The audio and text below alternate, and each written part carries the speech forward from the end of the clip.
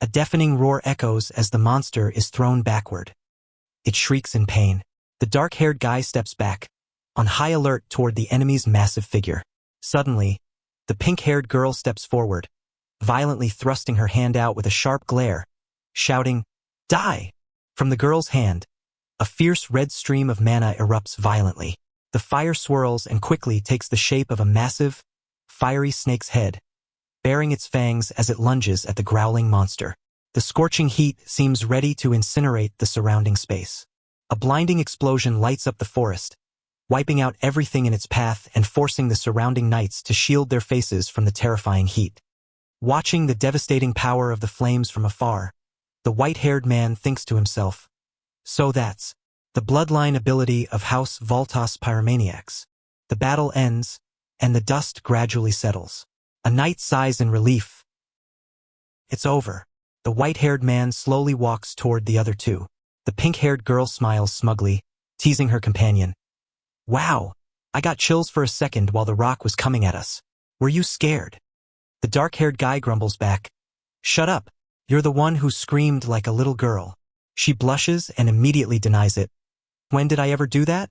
While they casually bicker, in the background, a wounded knight groans, "Ugh, I think my arm's broken." The surrounding scene is devastating. The heavily injured knights are desperately scrambling to administer first aid to one another. "Quit whining. There's someone whose whole arm got blown off." One snaps. Another hurriedly asks, "Anyone got spare bandages? This guy's head keeps bleeding. What do we do?" A nearby comrade suggests, "Maybe try applying this medicine on." Observing the tragic and bloody sight, the white-haired man frowns, coldly assessing, "What a mess. I guess we're lucky there are no casualties." His eyes linger on the battered bodies of the knights. "Yes, it was a surprise attack by a monster, but this was a fight where we could have avoided even serious injuries." Maintaining an unpredictable half-smile, the white-haired man continues analyzing the selfishness of the two unharmed mages standing over there. "Considering your body gets stronger based on your mana, they should be several times tougher than the knights. And yet they didn't hesitate to use people weaker than them as shields." Noticing someone staring at him, the dark-haired guy turns around, wondering, "What is it?" The white-haired man quickly conceals his thoughts, smiling amiably as he replies, "No, it's nothing." The dark-haired guy dismisses it and excitedly waves him over. "More importantly, welcome. Come absorb mana." "All right." The white-haired man softly agrees. He approaches the charred corpse of the monster and extends his hand. In the dim light of the forest, beautiful streams of green mana begin to pour out from the carcass, gathering neatly into the palm of his hand. The white-haired man half closes his eyes, calmly absorbing the beautiful green mana. He analyzes internally. Yeah, just like the book said, even if multiple people absorb it at once, the degree of enhancement doesn't seem to get reduced.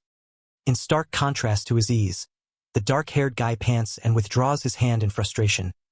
"Ah, I can't absorb anymore, this crappy growth limit of mine."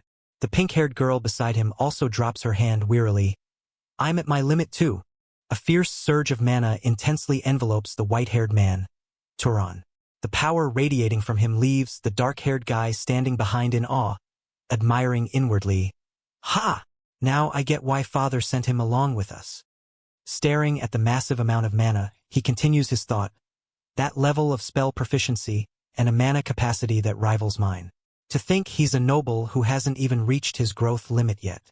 Under the brilliant twilight, the group and the knights march toward the majestic castle. The dark-haired guy smiles brightly, turning to Turan. "Come to think of it, if it weren't for Turan, we would have never defeated it. From the tracking ability to landing the hit that knocked the monster down. It was your attack that did it." Turan humbly raises a hand, deflecting the praise. "Please, it wasn't anything spectacular. If anything, I regret noticing it too late and letting it get the first strike. I didn't think it would have a search ability as well." The pink-haired girl steps up in surprise, asking, "It had a search ability?" Turan nods, replying, "Yes." He calmly explains further. "It seems like different abilities awaken depending on the monster's external traits." As the group walks along the paved road toward the town, Turan analyzes. "The monkey we killed had big hands and big eyes, but it looked nothing like its original form. It probably awakened an ability to throw things with great force, and the ability to see far away or to see through the forest. The dark-haired guy exclaims in admiration, "Wow, I can't believe you figured out all that in such a short time." Turan casually replies, "Actually, I looked through a monster encyclopedia at the library earlier." The dark-haired guy grimaces and clicks his tongue. "The library? That stuffy place? No one goes there. I went in once a long time ago because I was curious, but it was filled with difficult books, so I left without even reading half a volume." Turan offers a piece of advice. "Next time you get the chance, ask the librarian if there are any easy books." The pink-haired girl repeats, unfamiliar with the concept. "The librarian?" Turan answers, "Yes, the person who manages the library." However, a flash of doubt crosses his mind regarding the strange entity he met. Under the quiet sunset, Turan thinks to himself, was there even someone like that in the library? A flashback takes Turan back to the gloomy and deserted library. Standing before him is a girl with long, disheveled black hair, wearing a stark white robe like a ghost. She greets him, "Welcome back, Turan." Recalling that moment, Turan chides himself, "I was careless. No knight or commoner would ever call a noble by their name. In this city, the way you address a noble is only using esteemed one." He stares at the girl's eerie smile, assessing internally. And besides, the way that she looks doesn't exactly scream librarian. Maintaining a cold demeanor, Turan asks directly, "How do you know my name?" Hearing this, the girl's large eyes widen in surprise, and then the corners of her lips curl into a sly smile. "You only notice now?" Turan frowns, thoughtfully confirming his deduction. "As I thought," the mysterious girl gently explains, "I learned it from your permit." As she speaks, she gracefully waves her hand, making a book levitate in midair with a blue magical aura. "As long as it's around this library, my gaze reaches anywhere."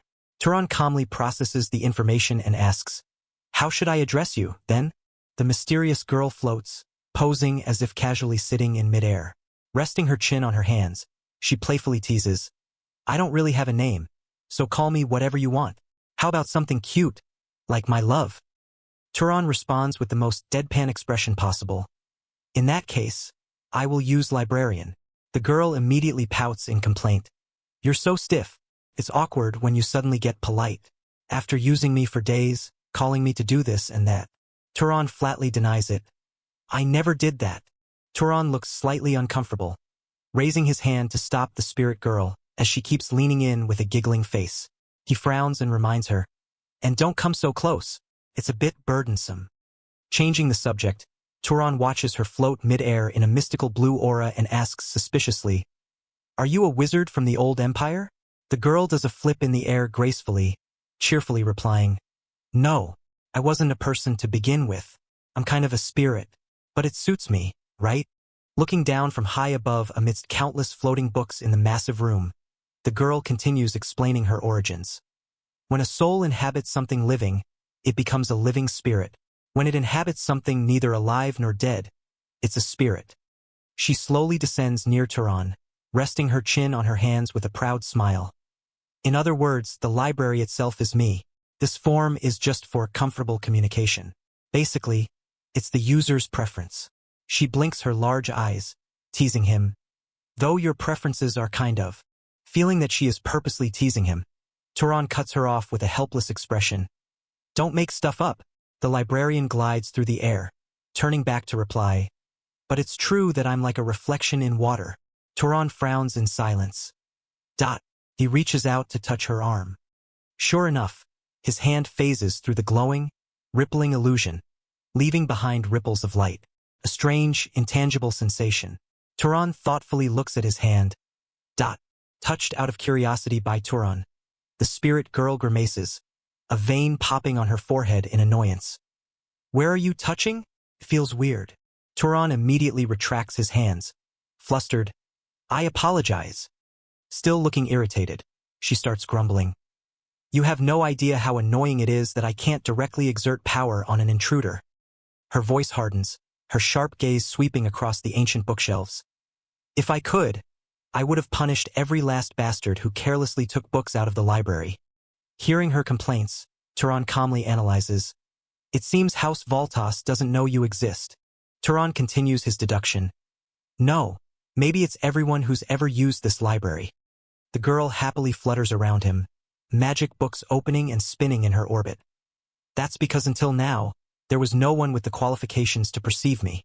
Suddenly, she wraps her arms around Turan's shoulders from behind, playfully leaning in to whisper. My creator made it so only those whose type is complete beyond a certain level could see me. So only you can see me, I guess? Pretty romantic, isn't it? Ignoring the clingy teasing, Turan looks back at her with serious eyes, pressing the issue. What do you mean by type? The smile on her lips fades slightly as she answers directly. It's what wizards call bloodline. Turan's eyes widen slightly in surprise. Standing still in the dim library space, he earnestly requests, Could you tell me about my bloodline? The librarian shrugs.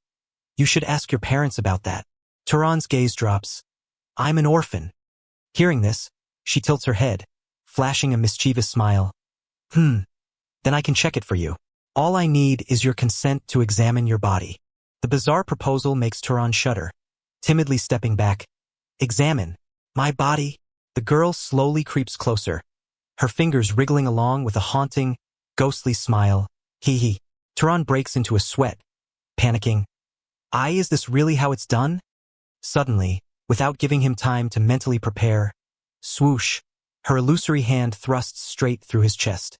Turan's eyes bulge, and he screams in pure shock, Whoa! The librarian's hand rests right inside Turan's chest, but there's no blood at all. She cheers happily. Wow, we're connected. Turan sighs in relief, grimacing as he grumbles. Don't say weird things. It doesn't hurt, though. The girl's eyes suddenly widen, her pupils glowing brightly as she focuses intensely to analyze his blood. There are a few small bits, but the big chunks are the pursuer and hunter bloodlines. Was that a trait of House Zahar? Turan nods. Yes. Suddenly, her gaze wavers slightly, and she exclaims in astonishment. Oho. Pulling her hand out of Turan's chest, the girl excitedly declares, There's one more. It was mixed. Turan asks in confusion. What's mixed? Floating in front of him, the librarian explains. It means you're the result of two people with different bloodlines. Turan curiously presses on. Then what's the other one? The girl shakes her head in bewilderment. I don't know either. Still locked. A locked bloodline isn't that rare in bloodline combinations. As you grow stronger, it'll open naturally. Hearing the explanation, Turan lowers his eyes in deep thought. I see. Silence overtakes him. Turan's eyes narrow with contemplation. Distant memories flood back, and in his mind appears the image of a woman with flowing black hair, wearing a simple apron outfit, her hands clasped together with a kind smile. Mother, he thinks to himself. She was far too polite and educated to be a commoner. Maybe she was a descendant of some noble. A bloodline so diluted it couldn't even hold knight-level mana. Turan bows slightly to express his gratitude for her guidance. All right, I understand more or less. Thank you. The spirit floats in the air, happily pleading. If you're grateful, stay one more month. After learning the true identity of the library spirit, Turan didn't continue reading alone. The two sit across from each other at the long, quiet table. He kept asking about the contents of books and requesting explanations. So there are really that many invisible substances? The librarian's knowledge is endless. She even knew knowledge contained in books that had been plundered from the library and vanished over the past thousands of years. Under her guidance, Turan uses his finger to manipulate a floating mass of water, shaping it like a convex lens to inspect the book. She says, That's right. If you make water float in the air, shape it like this and then look through it, you'll be able to see it directly. To him, having the laws of nature taught to him in plain words was a treasure beyond measure. Through the water lens, a miraculous microscopic world opens up before Turan's eyes. He learned that all kinds of diseases arise through such microorganisms, and that the decay of living things is caused by the feeding of such germs. Not only that, he grasped basic principles, too. From the refraction of light, the generation of heat through the friction of starting a fire, to the process of how living things get injured and how their cells regenerate to heal. To verify the theories he just learned, Turan places a perfectly fresh red apple on the table. He smirks calmly, saying, Let's start by experimenting with decay. He lightly touches the apple's stem with his finger, channeling mana into it. In an instant, the plump apple shrivels, turning dark black and rotting. The librarian spirit sitting across from him asks curiously, "How is it?" Looking at the result of his magic, Turan can't hide his astonishment. "It's incredible." Turan's eyes light up with comprehension as he explains. "It's not something that existing magic can't do, but just understanding the principle makes you consume far less mana. Simply changing the way he perceived the world raised his skill as a wizard." Looking around the vast treasure trove of knowledge, Turan thoughtfully speculates. Maybe some powerful houses are monopolizing knowledge like this. If every wizard knew it, they'd lose their competitive edge. Hearing this, the librarian spirit rests her chin on her hands, nodding in agreement. No wonder people's level of knowledge keeps dropping as time goes on. Now I kind of understand why. The spirit murmurs. Morning sunlight filters through the vines covering the ancient library tower, signaling a new day. Inside, Turan sighs softly, realizing it's time to part ways. It's about time I should leave. He stands up, preparing his belongings. The books floating around the librarian suddenly drop as she asks in shock, "You're leaving?" Turan nods in confirmation. "Yes, the owner of this place has been openly giving me hints to go." Hearing he is about to leave, the librarian spirit frantically dashes toward Turan, screaming desperately, "No, take me with you." But before reaching him, she smacks into an invisible barrier and plops onto the cold floor. "Help!" Turan crosses his arms, looking down at her sprawled on the ground, raising an eyebrow. "Can you even leave this place?" She shakes her head tearfully, clasping her hands with a forced smile. "No, can't you just stay here? I'll take good care of you, ha ha ha." Turan coldly rejects her.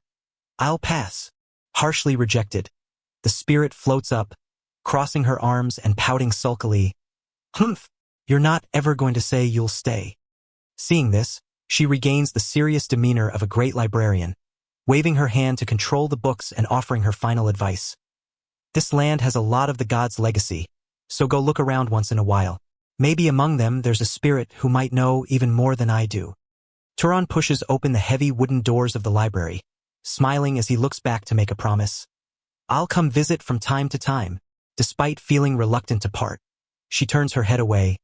"Come if you want, or don't." Catching the spirit's mood, Turan gives a warm smile, his eyes showing sincerity as he gently comforts her. "Don't worry. There are still so many books I haven't read yet." His promise acts like a gentle breeze dispelling the quiet loneliness of the tower. Under the azure sky dotted with white clouds and brilliant sun rays, the library tower stands tall, peacefully waiting for the day its only reader returns. Leaving the academy grounds, Turan dons a traveler's coat and carries a large backpack, striding firmly down the path. He mentally reviews the continental map he had meticulously memorized. According to the continental map I got from the library, House Sahar's base, Emerald Desert, is east of Orem. Looking up at the vast sky ahead, Turan's eyes shine with a burning fire of determination. "I'll head to Zahar and find clues about my parents,"